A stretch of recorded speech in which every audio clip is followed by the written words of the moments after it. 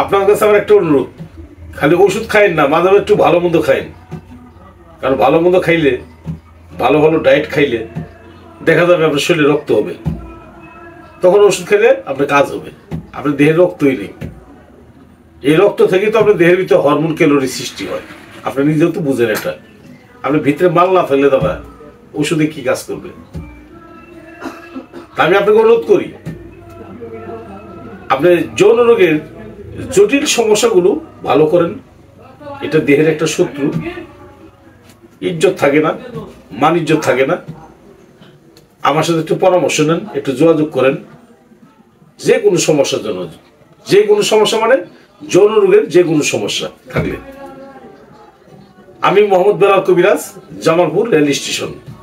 আমার মোবাইল নাম্বারটা 01727871087। এই নাম্বারে আমার সাথে কথা বলবেন। আর যারা জামালপুর আসেন আমার সাথে একটু দেখা করে যাবেন।